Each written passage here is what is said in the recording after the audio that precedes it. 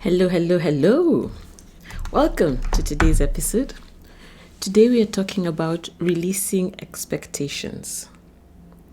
We live a life where we're used to wanting things to go a particular way. It just makes sense. You have expectations. When you go out for dinner, you expect that the food will be good. When you do whatever it is you do, you have expectations. That's just how we live our lives. But the thing with expectations is that when we have them, that is what is likely to set us up for disappointment. That is what makes us do what it is that we're used to doing. We don't really want to venture out of our comfort zone because that's new and different and we don't know what to expect there. So living within expectations makes our lives very small. We are limited in what we allow ourselves to do. And this expands also to people. We have expectations of people. And when they don't behave the way we expect them to behave, we get disappointed. We get sad. We are mad at them. Why did you do that? I didn't expect that of you. I'm disappointed. We have expectations of our jobs. They let people go. That was terrible. We've been working here forever. This should not happen. This is not what we expect. And I'm reminded of the book, Who Moved My Cheese? The thing they say there is that change is the only constant. So the question is, if it is the expectation that is getting us to feel sad when the expectation is not met, the question is, how did we arrive at the expectation and how do we manage it? How do we get away from it? And that's what we're looking at in today's episode. So there we go. We had a good question there. How did we arrive at our expectations? The reality is that you had chocolate, you liked the taste, you think chocolate is great. Whenever you think of having chocolate, your mind tells you that is going to be a great experience. Because what your mind does is that it goes back to the past. It has a catalog. It has a catalog of all the things you've ever done. It goes back to the past, removes that file, chocolate, looks at it and sees chocolate is good. We had a positive experience with chocolate. The wiring in our brain was ticking things off and saying this is great. So even before you have the chocolate, even just the idea of having the chocolate says that this is going to be great. The alternative to that could be licorice. People don't like licorice. Licorice is this very dark sweet. I love it, but not many people like it. Or take any other example. Maybe you don't like chicken. I don't know why, but maybe you don't like chicken. And if that's the case, then what did happen is that the day that you took chicken, you maybe went to some place and had chicken and you just didn't like it. Something went wrong in your taste buds. You said, this is not good. And then the pattern that was formed in your mind is that if it was like a flowchart, if it has if then yes, no, I can't remember how exactly they are set out in flowcharts. But if you had that, then it would be that chicken becomes a no, chocolate becomes a yes. So in your mind, even when you think about having these things, that is the interplay. Which means that if the first time you had chicken, it was just poorly cooked, maybe that was it. It was poorly cooked, you got sick, and then you just hated it. Then the next time that you're invited to have chicken, maybe it is at an amazing place and the chicken there is very well cooked at a minimum.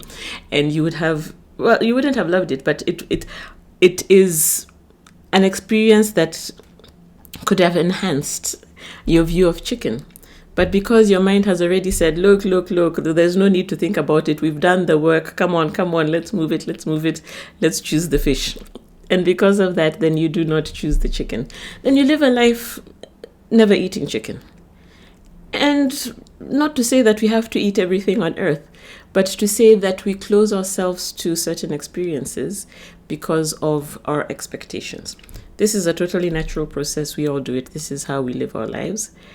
And now this is what we're looking at today. How do we release these expectations? How do we broaden the potential for lives that we can live by releasing these expectations that we have of ourselves, of people we know, of work, of whatever it is that it can be? And releasing expectations does not mean giving up. Remember, your worldview and your experiences are based on your experiences. The things that you've gone through are what have created the set of views that you have. You can imagine the total number of experiences that are available in the world. I can't imagine how many they are.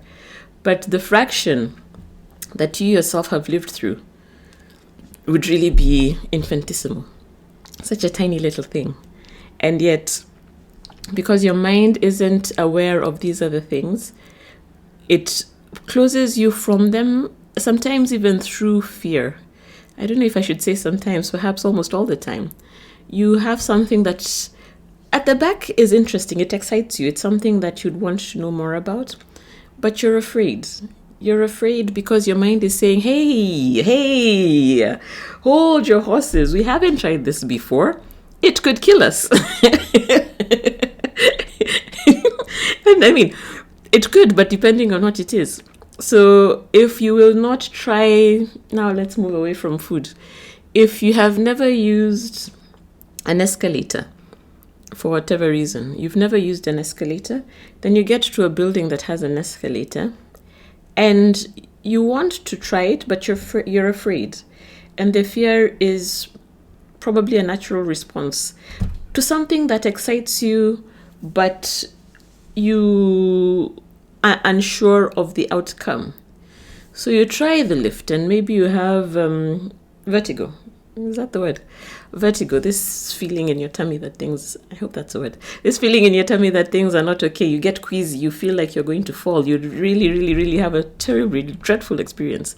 Then from that you say, lift never, we shall be using the stairs. But at least you've tried. That has come out of your comfort zone. And maybe one day you'll get to another building and tell yourself, I'll try this again. And in this other building, things go smoother. And before you know it, you do use the escalator. I was just thinking, this was my experience with sushi. The first time I ate sushi, I threw up. I thought it was terrible. Why do people eat raw fish? What's wrong with them? Then, I don't know why I tried it again. I tried it at least 3 times.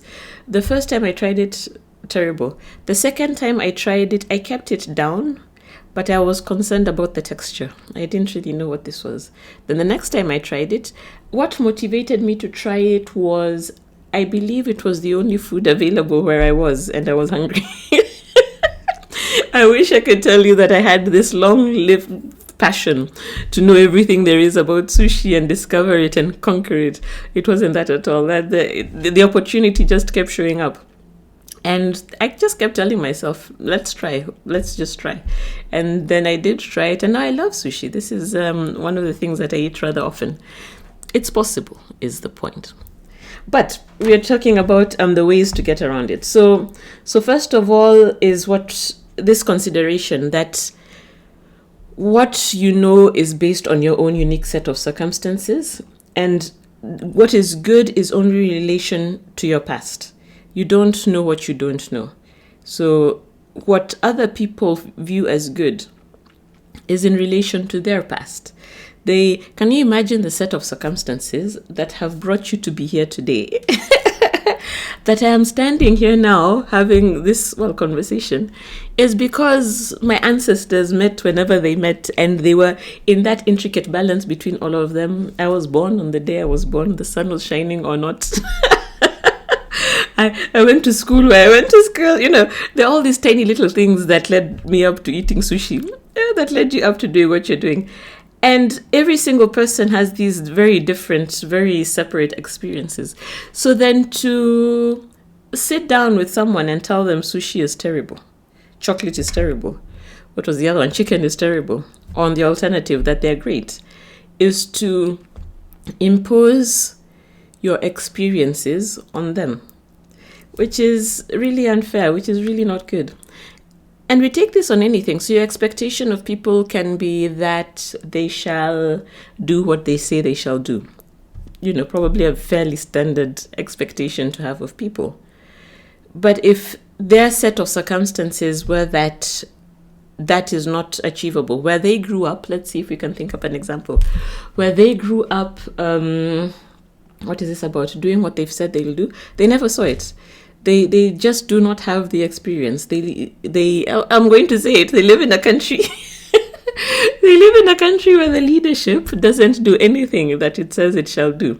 And this then trickles down. Maybe their own parents have never done what they said they'd do. So this for them is not a value. This statement is not something that they hold dear. So when they tell you that they'll do something, you expect it, which is absolutely reasonable. But that was not what they meant.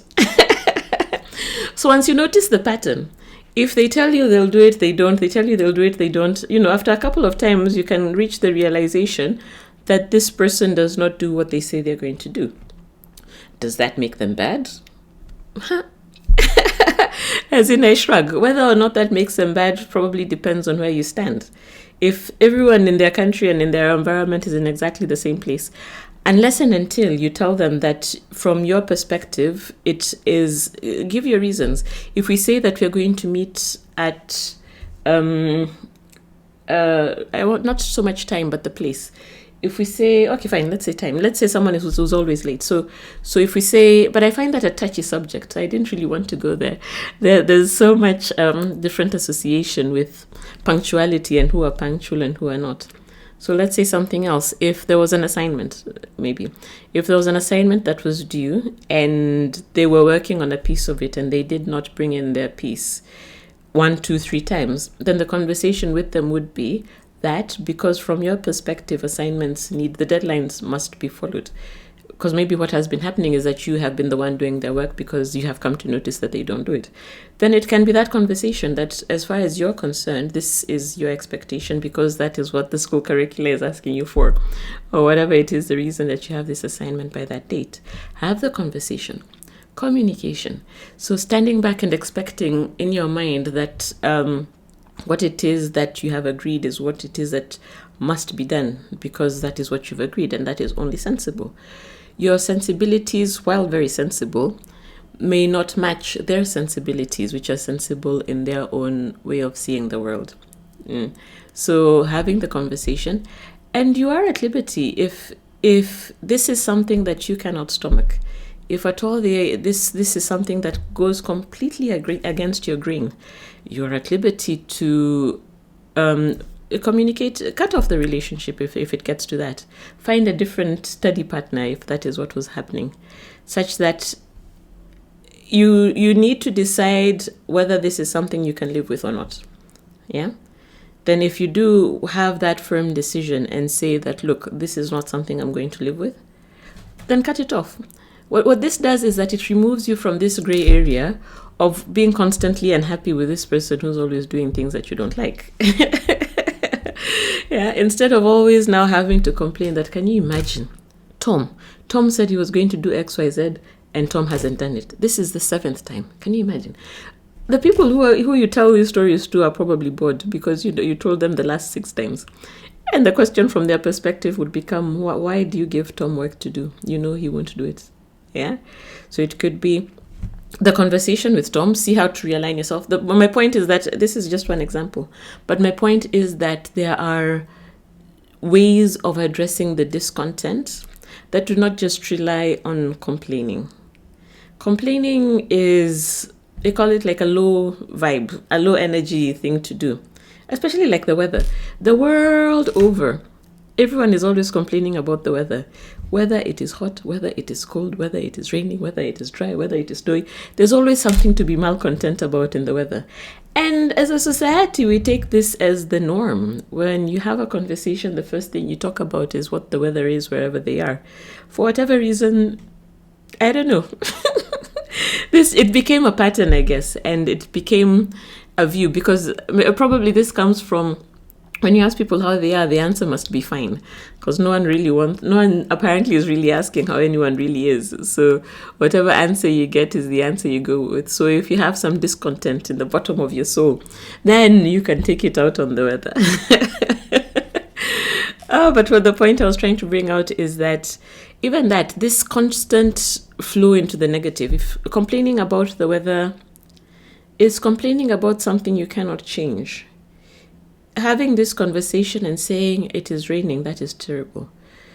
And then everyone just nodding and agreeing and saying, yes, it is terrible that it is raining. Who has that helped? And in places where there's agriculture, the rain is the most blessed God-sent thing ever. So it's not this expecting that because you have planned this outdoor activity, that the planets and this solar system and everything that is must align to give you good weather, or else you'll be unhappy. It's a realization that the weather is probably bigger than you. The set of circumstances that makes it rain or not on the particular day, shine or not on the particular day, are beyond you. So complaining about things like that it's what do they call it? Zero-sum game, is it? These things that you do that add no value and make you just feel lousy and unhappy and bringing down your energy. Why? Okay. The other thing I wanted to say about expecting people to change. So beyond this, so we've talked about the fact that they are not living your life experience. There's a question about whether reality is real. I like that conversation. It's how you perceive the world is based out of your mind. Your mind is this supercomputer that takes in data. It takes in the light, makes some calculations in your head, and tells you what you're seeing. It tells you that the spectrum of the color is color red. That's why sometimes, I think it was like the day before yesterday, there was something at home. There was just something that I looked at, and it took me some time to understand what it was. And this is that realization. Now I can't remember what it was, but there's a time it was a stick. Bear with me. I have a plant that was falling. It had grown too tall, so it was falling. So one day when I was walking around outside, I found a stick. So I picked up the stick and then just put it somewhere in my house, meaning when I had the time to use it to support the plant. Then I just left it somewhere on the side, and I was going along life, minding my own business. And then and then one day I was walking past it, and my mind did this thing. So my eyes perceived it. We could see that this is a thing, but it took a delay. There was some kind of delay for my mind to calculate and let me know what it was. And in that delay, I was scared. Honestly, I was scared because the first thought was probably, the first thought was actually that this thing should not be here. I bring everything that's in my home space. So what is this thing? I couldn't recall having brought the stick in. So it was just like a warning. Anomaly, watch out, something's going wrong. And then it calculated, and so, this is a stick. So that is the point about everything that we see. The mind needs to, you focus on the table, your eyes see the table, it focuses, your mind sends, like a projector. Your mind sends that image, the brain says, looks at that again, the catalog, looks at the catalog and pulls it out and says, this is a table. But because you've been doing it for such a long time with these things that we're used to, it happens, just, it happens without our noticing it. So to that extent, that's what we mean, that reality, it's not so much, it's not the table as such that we perceive. We perceive the mind's translation of what the table is as a table. Yeah. So from that very long explanation, that's where now I go to in terms of reality. So over and above these images that are catalogued in your mind, there are also belief systems, there are views, depending on where you are, depending on what you do. There are different things that you hold true. And that is true for everyone else. So I like this quote from J.K. Rowling, the author of Harry Potter. She says, "You're not anyone else's God." You don't have the power to tell them, to give them instructions. Your mind is instructing you, and that's fine. Their mind is instructing them, and that's fine. So for you to want to superimpose the things that your mind has told you into theirs is, first of all, not fair. Oh, sorry, I need to stop this for a bit. It was my recording here that's going to... I'm recording this for Spotify as well, and I forgot to close part of the audio. There we go. Sorry about that. I think it's back, yes. A small delay. But yeah, so that is what I wanted to talk about today. So the tangible, I have talked a lot, but the tangible points from this conversation are, firstly, your knowledge base is from your your knowledge base is from your unique set of circumstances. Expecting people to change is frustrating because you are not their God. To make a conscious choice, these things that disturb you, whatever it is that they may be, if you make a conscious choice, not if, you need to make a conscious choice on your perspective about them and stick to it. If it's someone who you want to cut out of your life, so be it. You're an adult, you're allowed to. If it's a job you want to change, maybe the circumstances at your workplace have become untenable, change the job. So the point being that the resistance that you give to certain circumstances are what is affecting your experience of those circumstances. So if you change your own mindset and your own perspective, that's what's going to improve it.